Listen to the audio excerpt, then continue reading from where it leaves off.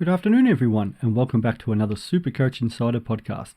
My name is Swizz, here to talk road to round one. As always, follow us on all our social media platforms, TikTok, Twitter, what we've got there is YouTube, Facebook. We always love all your feedback and comments. Supercoach Insider 100 there on Twitter, Swizz26 if you want to contact me directly, and keep sending out the feedback. Send your teams in. We can definitely give you reviews on that. Once again, thank you to our sponsor, Splash Vodka. Definitely check those guys out. Definitely make a really good drop there of the old vodka. As you guys might have already seen, we've started our team by team analysis. So Benny Boy's been uploading them, so definitely check them up. I know Adelaide, Brisbane and Carlton should be out, and the last couple of days we've recorded Collingwood and Essendon. Chris has been very active also on his road to round one. Thank you to everybody who's been asking when's mine coming out. I did record mine the other day, but I wasn't actually happy with the content. I was kind of rushing it in before heading off to Tasmania, so I thought I'll just let's do it again and go for it. I had a look through. I screenshotted my first team when it first opened, and not a lot has actually changed since from the opening day to now. So I've got a little bit of confidence with that. I'm finding that of the 30 that we picked, there's about 60 players that I've got in mind, so I might talk about some of those players that I'm iffy about, and as the preseason goes on, there'll be definitely some changes, so I'll try to get out a little bit more content as time goes on.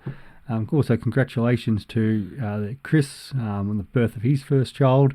Got to see him through the holiday period, which was awesome, him and Eliza, and Benny and Katrina as well, who are expecting hopefully this week. So, yeah, a lot happening for the Supercoach Insider boys, but hopefully that won't stop us putting out some great content for you guys as we lead into round one, which I think is now 45 days away, 4 hours and 54 minutes of the recording of this podcast. So, here we go. We're really firing up, and you can always tell at the end of the Big Bash season that, we're really working into that footy pre-season. So, okay, first player for me is Jordan Dawson. So, there's a bit of a debate here about which way is it going to load up? There we go. Put Dawson in there. Beautiful. Kind of which premiums I want to go.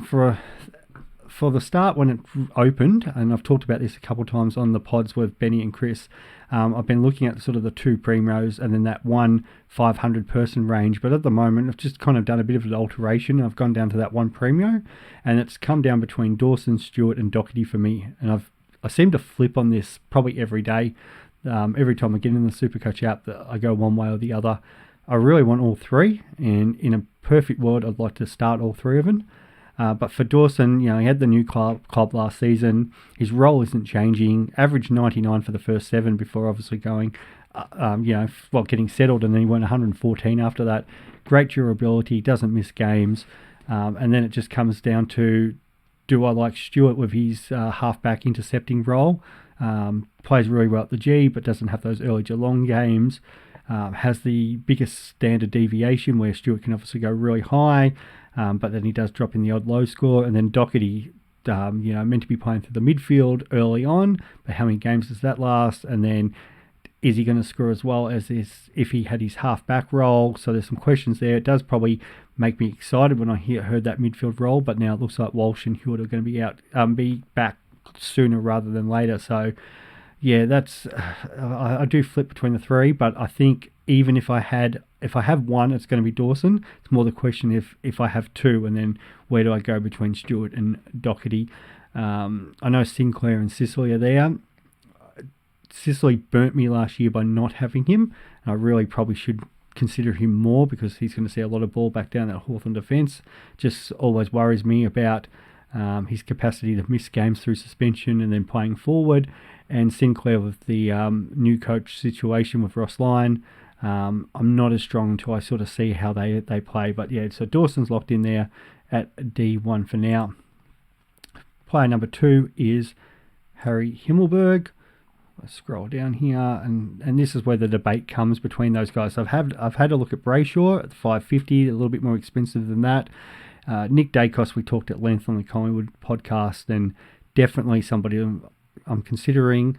And I did say on there, I think their Dacos are sitting at about 46 6% ownership at the moment, and Himmelberg's a lot less, with I think he's about 6%. So I think Himmelberg I like just more because that percentage reason. I think when some players start getting really highly owned, I like to pick against them. The worry is he's training up forward at the moment because of Cadman and his ability to play straight away, maybe. How much time do they give him? But as an intercept defender, when he made the move last year, he averaged 110 and he's priced at 91. So there's potentially 20 points on his price. And as that dual position player, it does give me some flexibility if I was to put a rookie who has defence forward status. So if Himmelberg looks like he's going to be lock and load in that defence, it'll be him. If not, it's not that much more expensive to go up to Dacos, who I'm leaning towards out of those other options around that price. You can go down a bit further. Maybe Andy McGrath has that great year. I've heard a lot of things about Ed Richards, and we did see some great form for him. Hayden Young definitely was started to break out last year, has the intercepting game to go a lot higher. You can go risky with an Aaron Hall type. We know what he can do when he's actually on the park. So there's plenty of options there. But at the moment, I think it's Himmelberg. Now, the next two is probably is what's changed my strategy more than anything. And coming in as those two mid-price guys. That's my internet wants to be slow there, but first one is Elliot Yeo. Now, we all know what he can do when he is on the park. That has been obviously the problem, the recent injury history, and I did talk about it. I can't remember if it was with the Centre Bounce boys or the Jock Reynolds boys, and once again, thank you for those guys letting me on their podcast. But I don't usually like picking players who do have a lot of injury concerns to start the year, but if I am going to put them in, I want to start with them. I don't want to bring them in if they've gone on a heater the first 2 or 3 weeks, because they're still going to have the same risk of getting injured. And I always think I'm burning 2 trades because they're going to get injured at some point. So if I'm going to start Yo or say a Fife or someone like that, the reason I like at least Yo's role, it's either going to be midfield or half back. There's some thought about, say, a Hunter Clark instead. And I'll be tracking him. So I think if I do keep this structure, which is it's what my preference is, it becomes sort of Yo versus Clark, potentially to Caulfield to go down to then to move a player up. So they're all on my watch list at the moment, and this is where the Yo and my next player, which is going to be Bose.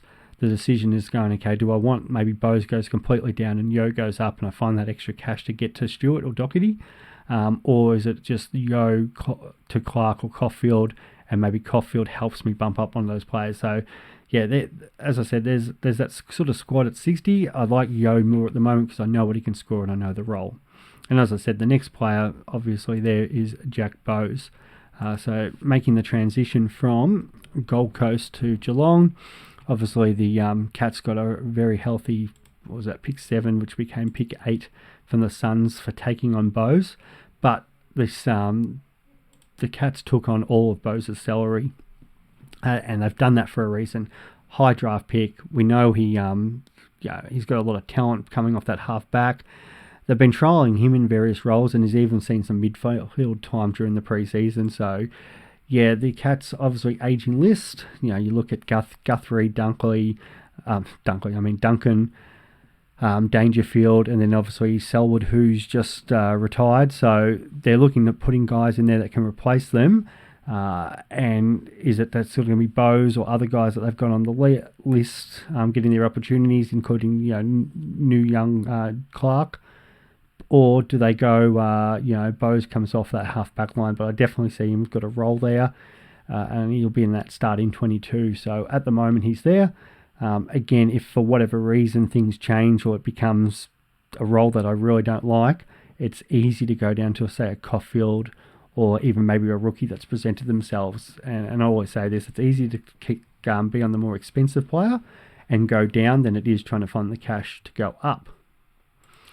All right, and now we get into those rookie types. So the next one is Mr. Goda. I'll do this by percentages because they'll come up quicker. Where are you here? Josh Goda, beautiful. So he's been training really well, kicks off both feet. I think with Clarkson coach, really likes those sort of players. Used to have a lot of left footers at Hawthorn. We know like the Sam Mitchell types who could kick off both feet, which is a real skill which a lot of footballers don't have. So I think that's somebody Clarko is going to really warm to. We know they've got, they've had Zeeble, they've had Hall, those sort of guys down there. And as good as they are aging, want to get some of these kids in, a lot of talent. So I think Goda locks one of those halfback roles, and they'll be definitely trying to get the ball through him. The next one is West Coast, Ruben and Ginby. And for him, all the reports out of the pre-season has been fantastic. He's been training really well, can get through that midfield. He's got a great size for his age. I think he's about that 190 centimetre. And we know West Coast, as much as, your Gaffs and your Yos, Huey, Sheeds, they do need to blood young talent. They've had one of the most ageing lists in the competition the last 2-3 years. And the reason for that is because they won that 2018 premiership, and why not lock and load and go again? And probably got to the case where, they signed these guys up on big money, so you've got to kind of just keep playing them. And unfortunately, injury and other things happened, and now it's just got to the point where, okay, they've all fallen off the cliff. Let's get some of these young players in. So, Ginby, it'd be shocking. It'd be a real shock if he doesn't line up round one in that at least the half-back line. If not, I could see him either starting the midfield or coming off the bench. So, I've got a lot of confidence on those two. And the next two is for Hawthorn, we've got Josh Weedle, and for Fremantle, Corey Wagner, and they're taking up my bench spots at the moment. Weedle, he won Hawthorn's first day fitness tests. I think there was 4 kind of sprint kind of tests that they did there. Obviously got a lot of speed coming off that half-back line. I think, again, Hawthorn have shown last year that they're happy to play some of those kids. We got to see Ward and McDonald definitely in that transition period. And it showed through the trade period where they got rid of Tommy Mitchell and Amira. They know where they're at. I would not be surprised if Hawthorn win the Spoon this year. The number 1 pick, Harley Reid, is going to be an absolute jet midfielder. There's been a lot of talk about him for a while. So I don't think in the long term Hawthorn supporters are going to be disappointed if they just happen to, take one spoon or be down the bottom for 1 year. They've had so much success for such a long time, and this is probably the good thing for them that they know that they can buy a couple bad years, because if it's a long-term project to get them back near the top, well, you can wear it, because 1980s, 70s, 80s, 2000s, the 2010s, just finals and premierships. That's what the Hawks have been doing. So, if you're a Hawks supporter, you still get along, cheer on these kids and watch the development. So I think Weddle, no problems. And then Corey Wagner, mature age from the VFL. Until he got that sort of minor hamstring injury, was absolutely flying. So definitely a role there in the half-back. Free have lost some players, your Darcy Tuckers and your Logues and that. So they've had definitely a lot of kind of fringe players to best 22 players actually out. Akers is another one traded. Mundy's obviously retired. So, bringing in kind of a mature age guy that can come in and play straight away. I think he's kind of tussling with Wilson as that spot there in the half-back. But I think they really like what he does. So, if it's not him, it's an easy swap to somebody who's going to play. But I think Wagner, if he's fit, will definitely get games some point throughout the year, if not the start of the year. All right, we will move to the midfield. Now, the big debates between the main two, which is Laird and Oliver. For me, it's Clary, 49% of teams. The guy's just a bull, superstar player.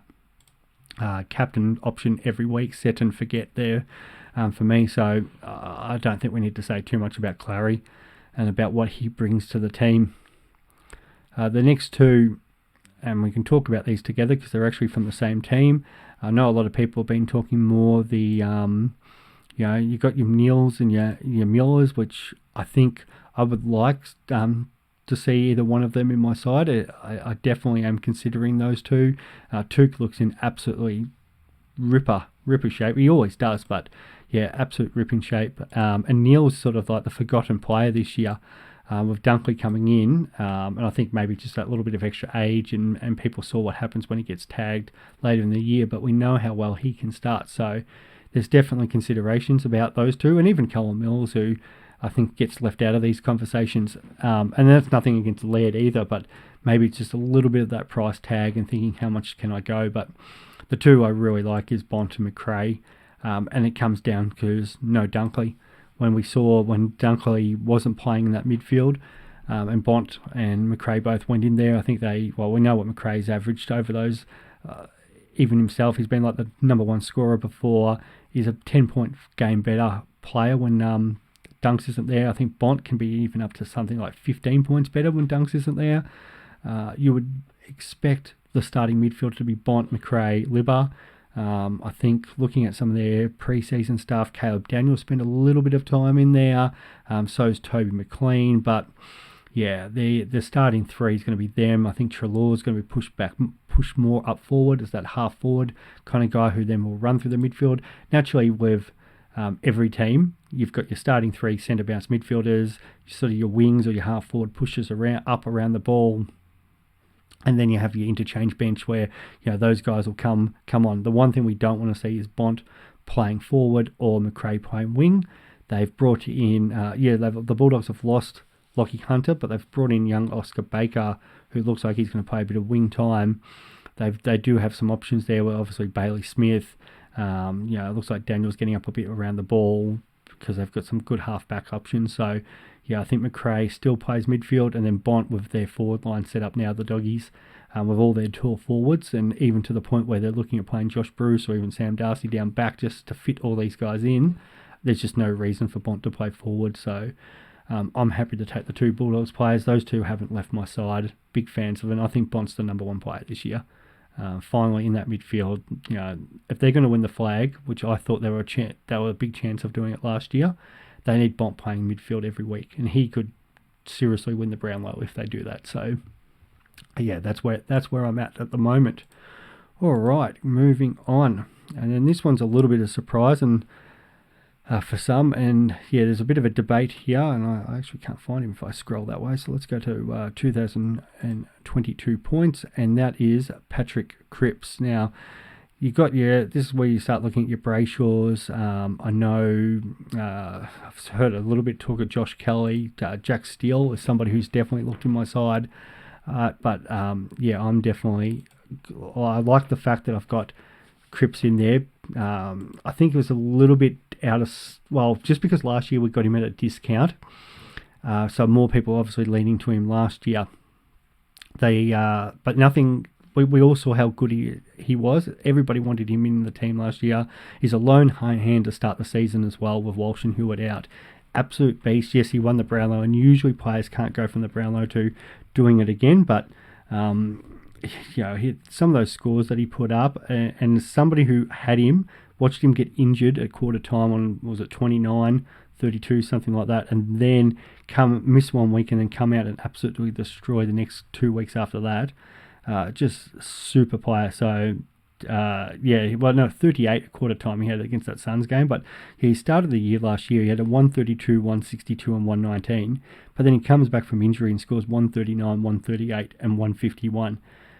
Did have that lull period in that sort of middle part, but then which player doesn't? But then that's finish of the year too. Yeah, I think, his average of 111 put him around the mark last year. I kind of just want him, if he's lone handing, I think he can definitely, start the year at 120. And then, I'm not as afraid to trade out one premium if another premium actually, starts to hit their straps, and that I think there's a potential that could be my guy. Like Cripps could get to around that buyer's point and somebody else is absolutely dominating, and I could maybe make that one switch there. I know it's not usually the practice of going premium to premium, but yeah, to start the year, it's really hard for me not to ignore him. Richmond first game, who've always leaked points. Yeah, Geelong's a tougher game in round 2, but then they play the Giants, North Melbourne, Adelaide, St Kilda and West Coast. And that's what I was talking about, being on that sort of player And then, I think it's the last buy they have. So maybe, it's a Tuke Mill or somebody. If Cripps was to start to slow down and somebody was flying, that, I've always got that potential. Or hopefully Cripps continues just, smashing it, because he does have some good games on the run home too. But yeah, that period of, 5 weeks there, I kind of worried. It's a bit of FOMO about if I don't own him. So at the moment, he's in there over Steele, and I think he's a cheaper option to some of those other guys. So, I'm pretty comfortable with Paddy sitting there. All right, the next one, and we've talked a bit about this at depth, to depth in the some of the chats that we've had on our podcast with Benny and Chris. But that's sort of the mid-range, undervalued future premium in that sort of 500 to 560 range. So I've got Tommy Green at the moment. A lot of debate, and I know a lot of podcasts have been sharing this, going, okay, who would you go? Would you go Green, LDU, Warner, Noah Anderson, or Tommy Mitchell? I think are the main sort of 5 being mentioned in that bracket. So there are some options there. So the only question for me is the new coach, but he should be locked in that midfield.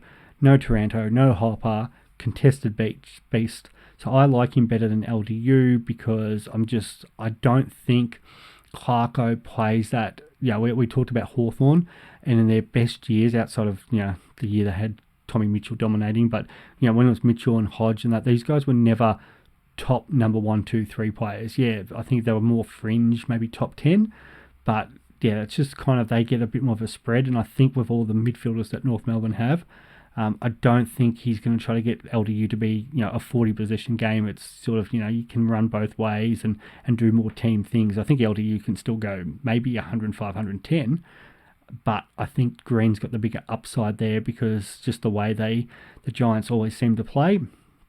The other option I really like out of them is, I do like, big fan of Noah Anderson. I don't know if I can go there, and Tommy Mitchell, he could be definitely the one that gets swapped. He's a little bit cheaper, playing that kind of midfield, definitely undervalued. Didn't have as much time on ground as he should have last year, so I wouldn't be surprised round 1 and I end up going Mitchell, but that'll all come down to pre-season. And once I get to watch the first practice games that the players have, which is the unofficial week, and then the proper JLT round, I'll get a better view of if it's Green, if it's Anderson, or if it's Tommy Mitchell. But I really do like that structure that I've got going there. All right, so moving on, next is Richmond's new recruit, and that's Hopper. There he is, Jacob Hopper. Excuse me. So recruited to play midfield, contested ball winner, good enough to average 95 to 100. He's not going to be a keeper, guys. But he's definitely somebody that I think will get us up to about close to that buy period, and then be an upgrade option. For Brisbane, their most owned midfielder at the moment, 67%, probably will end up being close to 100%, unless you get these fake teams where people just do autofill. But that's Will Ashcroft. Has been playing midfield in the trials with Neil and Dunkley. There was a bit of a concern if he would be that 22nd, 23rd player, but he's absolutely looked fantastic since joining the Lions. We know what he did at under 18 level, absolute gun. He didn't slow down at VFL. And if he's playing midfield in the trial games, it's really hard to leave him out. So that's probably the one change I had from my first team. I had Finn Callahan, big fan on him. And if I could get somebody, say that's that Tom Green down to Mitchell, and find some extra cash to get somebody else up, but to fit Callahan in, but at the same time, the next guy that I'm putting in, I really want as well. And I like the structure of having that sort of 4 primos, your Tom Green price bracket, Hopper then at M6, Ashcroft M7, and then at M8 Will Phillips. So Phillips been winning plenty of the ball, especially the contest match sim. Only didn't play last year because of glandular fever. Body seems fine now, health's fine, locked and loaded in that midfield. So I expect round 1, even if it's not starting in the centre midfield, he'll be getting some CBAs. So yeah, I'd pick him with a lot of confidence and starting on the field there. For my bench players, and the benches I don't worry about as much because that'll change depending on who's available as we get into that period. But first off is Fremantle's Matty Johnson. He and there he is there. The big thing with Johnson has been playing with training with the midfield group. He's been linking up really well with Brayshaw and Sarong. He's been in the system, I think it's his third year, so yeah, we've been expecting him to get some games. I think now's the time with Note Mundy and those other guys we mentioned before leaving. So yeah, I can't see how he's not in that round one team. And as a bench option, yeah, I think he'll be very serviceable for us going forward. Next will be, and I just mentioned before, Oscar Baker from the Western Bulldogs, who crossed over from Melbourne. It looks like he's potentially going to have that wing role that Lockie Hunter left. He's been doing a lot of training around there. If not, I could see him starting at least round one on the bench, and then getting some time around that that midfield area. So yeah, at 123,000, that could be a real bonus for us. And my last one is a bit of a up in the air at the moment, but I do have Richmond Steely Green just because of the numbers that he put up at at Waffle level last year. His last game in the regular season for the Waffle, I think it was 31 touches, so he can find the ball, a bit more of a smaller midfielder. But yeah, Dimmer always seems to like to throw some kids in early, so yeah, he's in there at the moment until somebody else puts their hand up. Ruck line. So my first ruck, we've got the St Kilda ruck, Rohan Marshall. Debating really about actually putting Tim English there at the moment, and I think that might be the next change by the time we do that video, to push Marshall to R2 and have English at R1, but for now it's Marshall. The biggest question for me is how they split his forward and ruck time to cover King's injury, and then when I think Hayes went down and Allison's injured, they've got a lot of issues with their injury, St Kilda, but I think Marshall is their number one ruck. There was some talk about maybe Tom Campbell plays more and then Marshall goes forward, but I just think his time is now, and even the way Ross Lyon sort of plays the team, he does like to play his team to strengths. Marshall's definitely a strength, so really they've got to just try to find another way to, sort out their forward line but not hurt their midfield at the same time. So I think I've got a lot of confidence about Marshall at the moment, unless the JLT and then Marshall's starting in that forward square. I can see him starting in my side. Maybe Grundy's the other one at that similar price if Gawn has, a more serious injury, or, those two practice matches and Gawn's playing, 80% forward.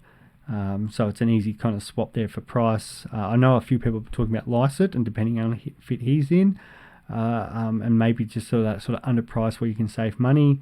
But yeah, Marshall for me at the moment. And then the next player is Collingwood's Darcy Cameron.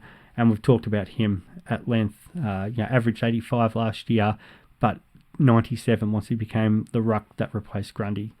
And that's the move that I could make with English coming in. Darcy Cameron will still be on my side, but he'll just go up to the forward line. And that's, I think he was one of my first pick players. Really big fan of Darcy Cameron. I'm not that worried about Mason Cox taking ruck time from him. If Mason Cox plays, I think he's playing majority forward. But now that they've got Myercheck and McStay working together in the forward line, I feel like there may be like another option to go and pinch hit there.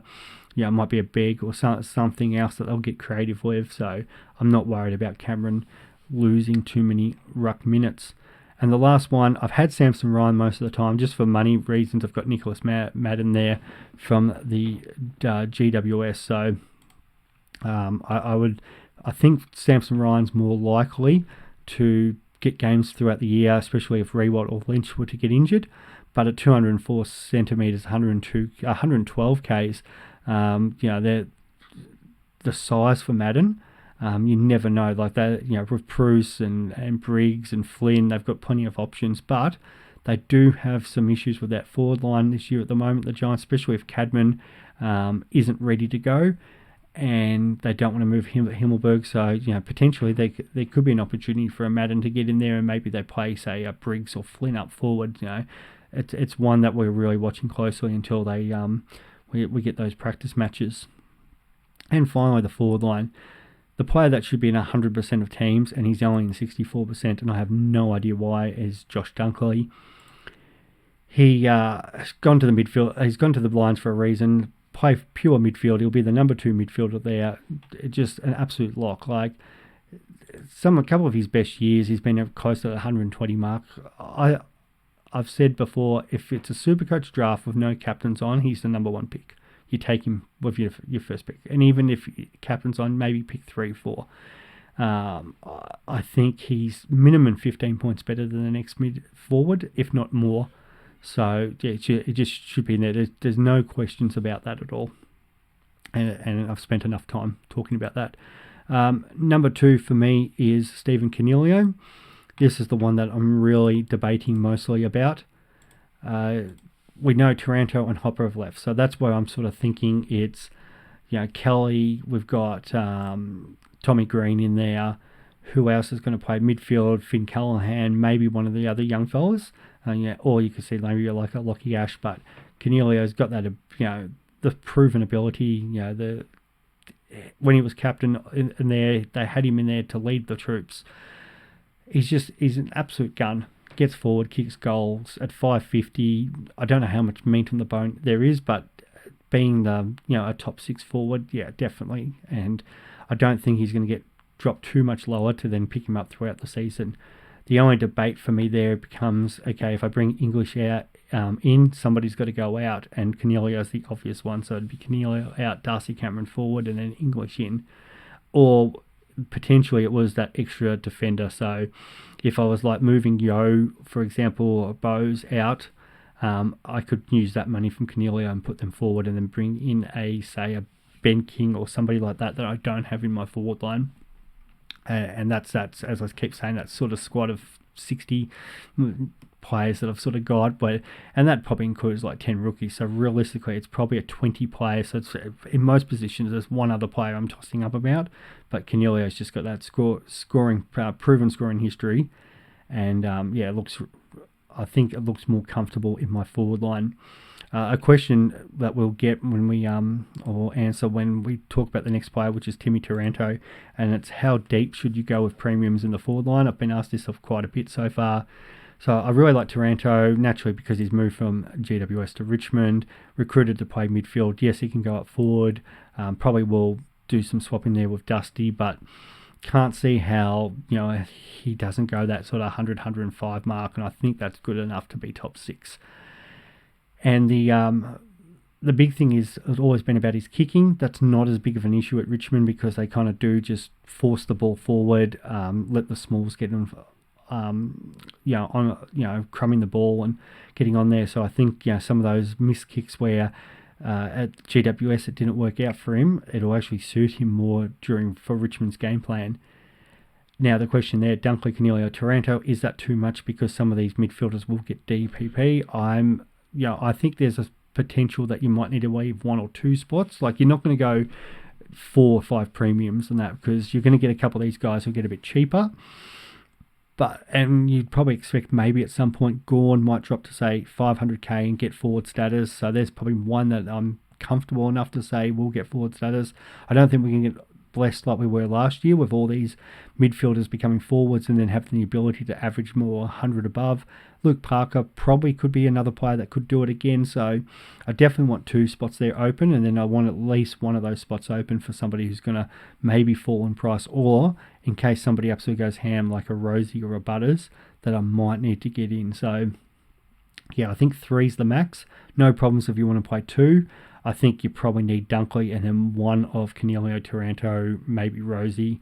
And that's why I said if Darcy Cameron goes forward for me, Coniglio's the one on the chopping block. All right, and then into those sort of more mid-range, and there's so many cheap and mid-range options at the moment. So I've got the West Coast centre-half forward in Oscar Allen. He's West Coast's second best forward, can take forward contested marks, kicks goals, and probably, depending on which third forward they play, can definitely take ruck contests, in particular up the forward line.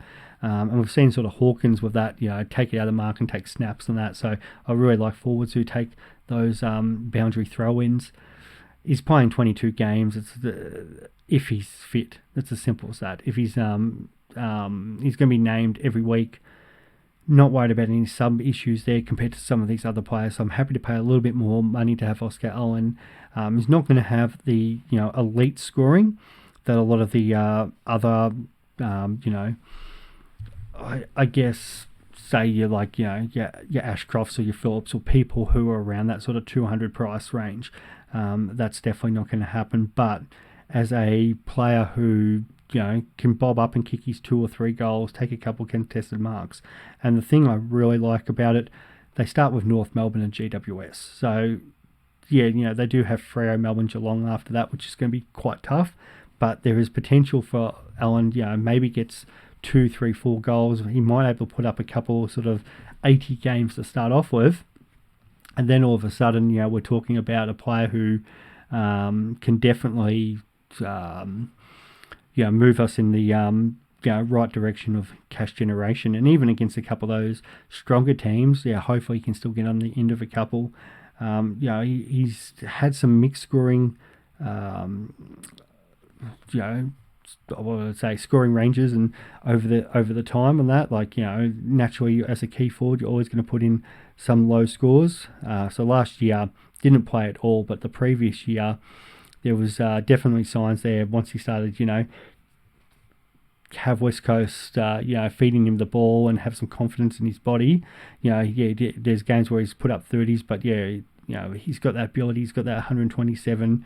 Even I think the year before he got on a real roll where I think he got a 152 against Collingwood, a 110, a 117, and a 122. So GWS, North Melbourne, even maybe one of the better teams, if he can get have a 3 or 4 goal game, there's potential there for scoring hundreds. And that's what I want with these sort of guys. He just needs 1 or 2 games back to back, and all of a sudden his break even becomes minus 30, minus 40, and we're going to see that 150k for him. And that's what we're looking for in our players, to get that 150k. Fife's the obvious one that could come in there. I'm just worried about him playing more pure forward, and naturally that injury history. Apparently he's looking really good, no bandages at all. So there's potential that I can find a way to get Fife in there. But if he's not going to really play midfield, then he's worried about kicking goals. There's difference, as we've always said, Bont and Petrarca, who start midfield and then move forward, always seem to have good games. It's different when they start from forward, because the matchup there, they're getting actual proper defender from the start. They're not getting the mismatch, and players seem to struggle no matter how good they are. Even if Fife kicks sort of his couple goals and gets his sort of 15, 20 possessions, that'd be brilliant. But I don't think he's going to get as much of that ball if he's the starting midfield. But we will see that in JLT, and that could definitely change. Next one is the Bulldogs, we'll say forward midfielder, Toby McLean. Again, some couple of games where he's been playing with the B team, and it's more the potential role in the midfield with no Dunkley. There probably was about 5 or 6 years ago, before Dunkley went absolutely nuts and really came on our radar. McLean played in that midfield first and was absolutely dominating that season, and then they made the switcheroo.